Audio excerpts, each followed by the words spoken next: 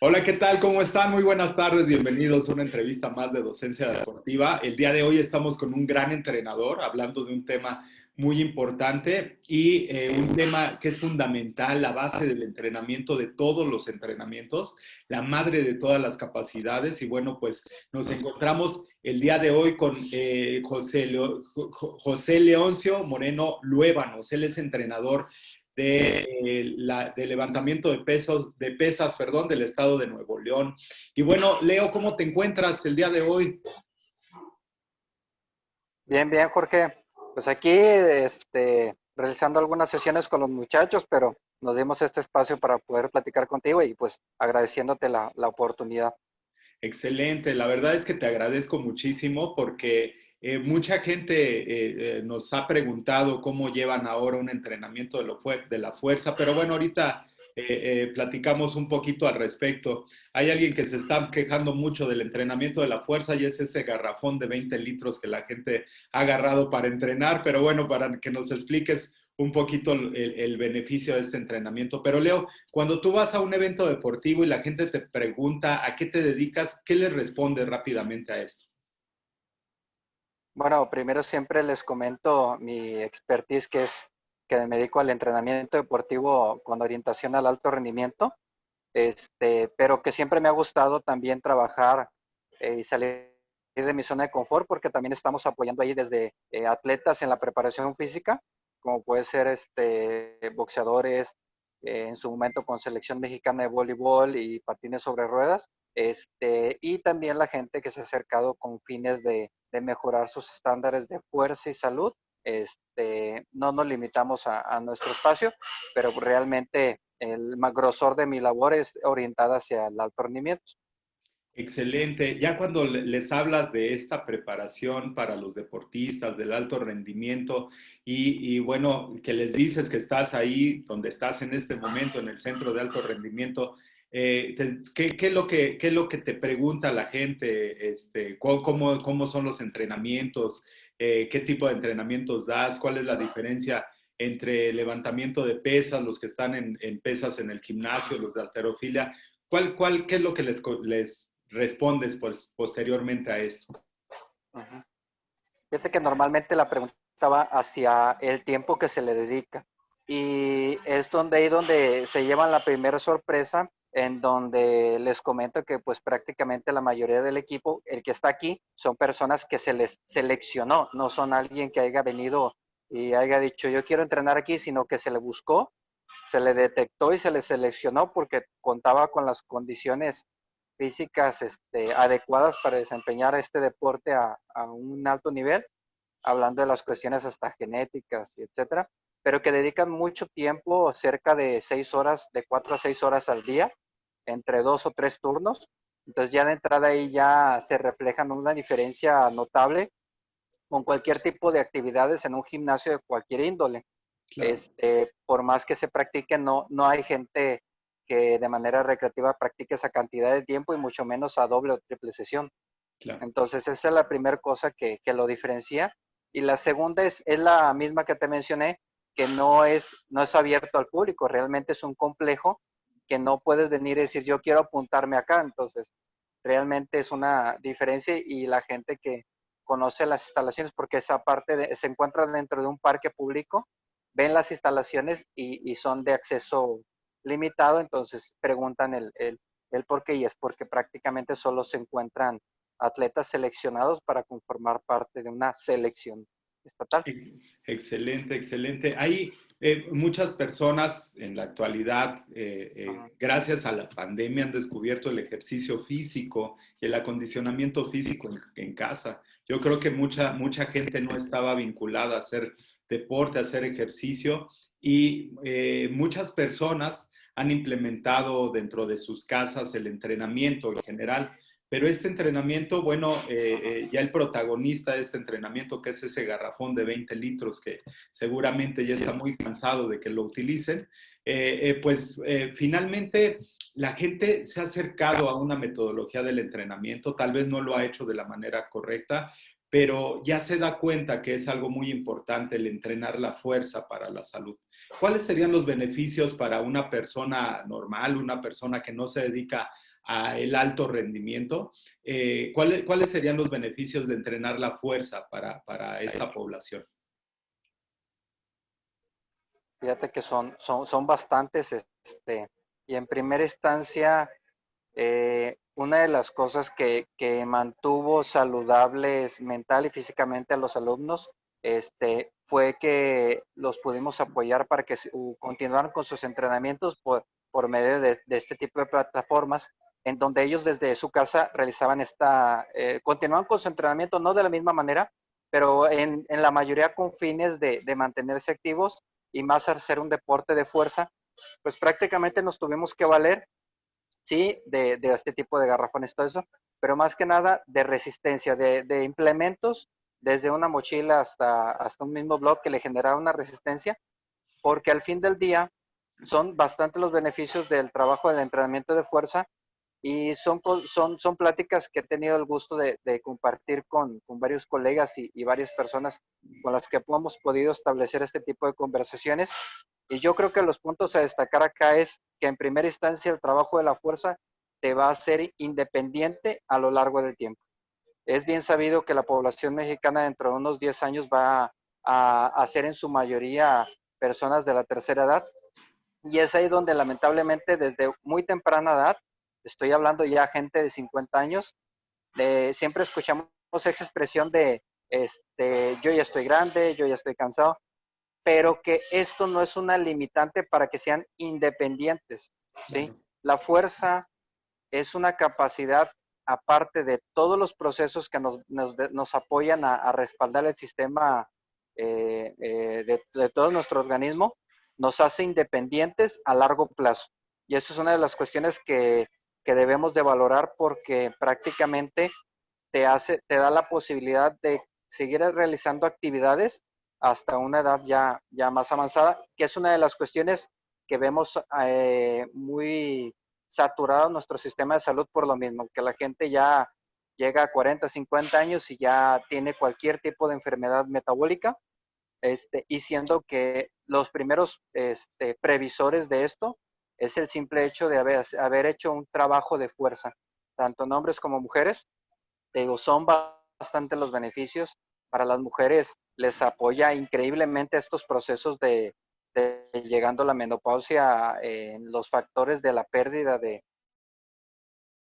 ciclo menstrual y la disminución de sus indicadores hormonales. Es un soporte enorme porque el músculo es químico y los trabajos de resistencia más orientados hacia el desarrollo de la fuerza y la producción de masa muscular disminuyen considerablemente los efectos adversos. Lo mismo los hombres nos hace tener una calidad de vida muy mejorada al momento de tener una gran cantidad de desarrollo de la fuerza. De hecho, una de las cuestiones que les planteo mucho es buscar dentro del entrenamiento físico hacernos lo más fuerte que podamos y ganar la mayor cantidad de músculo de manera natural, la mayor cantidad posible de fuerza y de músculo a lo largo de nuestra vida. Y esto nos va a asegurar una calidad de vida muchísimo mejor, combinado con el trabajo de otras actividades. Entonces, son bastantes los beneficios y se enumeran prácticamente. Excelente, Leo. Fíjate que aquí hay muchos paradigmas en cuanto al entrenamiento de la fuerza y esto viene desde las edades tempranas. Muchas veces dicen que los niños no pueden hacer entrenamientos de fuerza hasta que pasen su edad puberal y empiecen a entrar a la adolescencia, que se van a quedar chaparros, que se van a lastimar, etcétera. ¿Cuáles serían los beneficios y cómo podemos derribar estos mitos del entrenamiento de la fuerza en niños? ¿Cómo se podría iniciar un proceso de entrenamiento de fuerza en esta población? Fíjate que son dos factores. El primer factor, ya lo estás haciendo tú al poder invitar a especialistas de la materia y poder divulgar de una manera consciente y con buen sustento científico del por qué. Y este tema, qué bueno que lo tocas porque prácticamente es el día a día que nos topamos, particularmente en una disciplina como esta, que es el trabajo, entrenamiento de la fuerza, y que prácticamente se le tiene muy mitimizado y muy estigmatizado con su desarrollo temprano. y es que en primera instancia debe de ser un profesional el que deba estar enfrente de las personas que quieran hacer este tipo de trabajo, y en segunda instancia es empezar a difundir los beneficios y, y dar buena información de lo que verdaderamente es el trabajo de fuerza, porque el simple hecho de ponerte en cuclilla o sentarte y ponerte de pie de una silla, ya tienes que realizar un trabajo de fuerza. El detalle es que creemos que es simplemente trabajar con alguna pesa o trabajar con alguna resistencia, siendo que desde el mismo trabajo de nuestro cuerpo y el dominio del mismo ya representa un trabajo de resistencia para nosotros mismos, y que prácticamente se fueron a lo largo del tiempo desarrollando una serie de mitos como el que mencionaste de quedarse chaparro, de no tener un potencial de crecimiento, de tener alguna lesión, y que prácticamente eso fue malentendido porque la academia, la asociación y la Academia de Estados Unidos de Pediatría, en los años cerca de los 90 se sacó un estudio en donde dice que todo el trabajo con sobrecarga genera un aplastamiento vertebral. El problema es el malentendimiento que se tiene de algunos conceptos al no tener el expertise en la materia. Dice sobrecarga, y sobrecarga, una persona normal lo va a entender como cargar algo sobre nuestro cuerpo, y sobrecarga realmente no es eso. Así es. Sobrecarga se puede presentar por caminar mucho, por correr mucho, por poner, por ejemplo, a un niño pequeño correr un maratón, ya es una sobrecarga para su organismo. Ponerlo a nadar, que dicen, es que la natación es muy buena. Si lo pones a nadar una cantidad, una distancia que no es acorde a su edad, género, desarrollo, sus cuestiones de desempeño físico, le estás generando una sobrecarga. Entonces, Claro. ese concepto se malentendió y estigmatizó mucho a los deportes de fuerza, siendo que la realidad es que todo proceso, todo estímulo dado mediante el entrenamiento deportivo mal dosificado y mal desarrollado, sobre todo por personas no profesionales afín a este tipo de desempeño, van a generar un daño estructural que Claro. puede ir desde una serie de trastornos físicos hasta incluso hormonales. O sea, el detalle aquí es la desinformación que se generó y el teléfono descompuesto del yo creo, es que a mí me dijeron, y que no tiene absolutamente nada que ver, pero que lamentablemente el desarrollo de la talla de las personas es un componente altamente genético y también de un ámbito social y nutricional,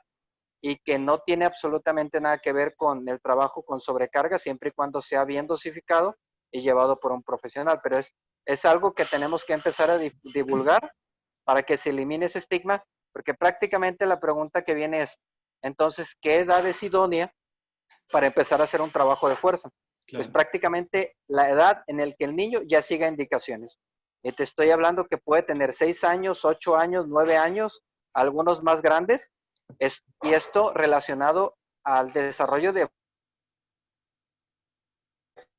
fuerza de manera general, en donde tengan dominio de su, y que esto practica la mejora de muchos trastornos y muchas enfermedades metabólicas antes de buscarlo en otros aspectos, incluso en los mismos medicamentos. La misma resistencia a la insulina, por ejemplo, se mejora considerablemente con el trabajo de fuerza y Claro. no con un apoyo, un respaldo farmacológico que viene siendo, al fin del día, va a tener un efecto secundario. El músculo es sumamente químico. Claro, claro. Y bueno, finalmente, pero algo que coincido contigo es esta parte de que el profesional tenga los conocimientos y como lo decía en una clase que di hace poco de maestría, les decía, bueno, los conceptos que ustedes están ocupando para definir el proceso de entrenamiento son conceptos de los años 80 y hay conceptos actuales que bueno, finalmente van a Ajá, tener una mayor relevancia en cuanto al entorno, ¿no? Por ejemplo, el doctor Juan José Vadillo nos habla ajá, de una fuerza funcional, una fuerza útil ajá. específica para un deporte. En ese sentido, ¿cómo has llevado este entrenamiento de la fuerza aplicado, por ejemplo, en los boxeadores? O sea, aparte, también ese es otro mito, ¿no? Otro paradigma. Muchas Claro. veces el entrenador de box, el entrenador de técnica de box, no permite que entre otro entrenador que no sea él para la Ajá, preparación física del atleta, ¿no? Entonces, ahí limita un poquito esa accionar de un entrenador de una especialidad específica, de algo específico, perdón, en relación a la fuerza, ¿no? ¿Cómo es que has implementado sistemas de entrenamiento relacionados a la fuerza, por ejemplo, en boxeadores? Fíjate que lo que acabas de decir es algo que sigue sucediendo y lamentablemente la manera más contundente de poder eh, que te dejen trabajar con eso es prácticamente demostrándolo. Bajo ese contexto, pues prácticamente es escuchar mucho no, es que yo no quiero hacer el trabajo con pesas porque se van a volver rígidos, se van a volver torpes, y que prácticamente en primera instancia es explicarles y, y, y trabajar de la mano con el contexto y las necesidades que tenga cada uno de los individuos. Al ser deportes de división y al ser particularmente deportes con ciertas características, pues prácticamente en primera instancia el simple hecho de hacer un desarrollo de base, de fuerza en general, ya les beneficia porque nunca lo habían hecho. Y después, ya conforme tenga la expertise el atleta, hacer esos contextos individuales de las necesidades mediante las evaluaciones, y que se vea reflejado al fin del día en el combate, el aumento del rendimiento, al momento de poder tener un trabajo de resistencia mucho más prolongado, al momento de aumentar el simple hecho de sus indicadores de fuerza, ¿sí? Entonces, en primera instancia, a veces se torna un poco más simple porque al no tener un background del trabajo de fuerza, con las cosas más básicas ya se ven beneficiados. Ya después de tener un par de años de trabajo, ya se tiene que hilar más fino en cuestiones de hacer un desarrollo de ciertas expresiones de la fuerza, muy características de esos deportistas, ya sea que toleren un trabajo mucho más explosivo durante cada uno de los rounds, o que tengan la posibilidad de tener un parámetro de fuerza que les permita generar un golpe suficientemente fuerte durante un tiempo prolongado para que les permita tener esa ventaja sobre el adversario. Son muchos los contextos que se tienen que observar, desde una evaluación de un parámetro general hasta los mismos indicadores de una relación de fuerza que tiene que tener todo atleta de rendimiento, que es de arriba de 2-1 en relación a su peso corporal, para poderse considerar en un principio con su peso corporal. Ya es un mal indicador de poder decir, bueno, es que yo quiero resistir más, pero no tienes más fuerza, prácticamente como lo acabas de mencionar, es la base, y qué es realmente la resistencia si no es la fuerza expresada durante un tiempo prolongado, y la velocidad es lo mismo, solamente que todo eso nace de poder tener un desarrollo de fuerza en general, para que después lo podamos hilar más fino hacia las particularidades que requiere cada una de las características de cada peleador, porque hay peleadores que son mucho más rápidos, hay peleadores que son mucho más fajadores, entonces depende de las características de cada uno en cómo vas a hacer el programa de desarrollo para mejorarlo, mantener lo que es bueno y desarrollar las debilidades de ese atleta. Y esto se tiene que hacer muy de la mano con el programa de trabajo del entrenador. Yo en lo particular no he tenido ningún problema porque han tenido la apertura los entrenadores una vez que les demuestras que hay un trabajo bien sustentado y que está hecho en base al programa que ellos llevan. No vas a agregar más agotamiento, sino que lo vas a dosificar en base a las posibilidades que te dé el entrenador, y en base a eso ir aumentando la capacidad de trabajo. Excelente, esa parte se me hace muy importante porque, bueno, nos hablaba el doctor Saavedra que estuvo con nosotros a principios de año, que ya el concepto de equipo multidisciplinario ha cambiado y hablamos de equipos interdisciplinarios, es decir, el entrenador de fuerza en tu caso va a tener una acción directamente con el entrenador, el nutriólogo, etcétera, ¿no? Entonces eso se me hace muy importante para esto que mencionas en relación al rendimiento. Aquí una pregunta, porque hablas mucho de este proceso de entrar ahí con el entrenador, de explicarle cómo es el beneficio, cuáles van a ser los beneficios, etcétera. Y estamos hablando de una parte educativa. Y algo que me sorprende es que, bueno, te encontramos constantemente en cursos, en capacitaciones, has dado más de 50 capacitaciones hablando del entrenamiento de la fuerza. Tienes sinergias con muchas empresas, nos conocimos ahí en una empresa que se llama United, de mi amigo Fito, y bueno, tienes muchas sinergias, muchas interacciones, etcétera. ¿Cómo es que puedes realizar eso a la par de dar los entrenamientos? ¿Cómo te organizas en los tiempos, que es lo más importante? Fíjate, siempre me ha gustado el compartir el poco conocimiento que tenemos. Hemos trabajado con muchas federaciones, con la Federación Mexicana de Levantamiento de Pesas, en el curso de capacitación de entrenadores, con la Federación Mexicana de Voleibol también en el desarrollo de los primeros niveles en relación a la preparación física, el desarrollo de fuerza. Varios que nos han, que se han acercado a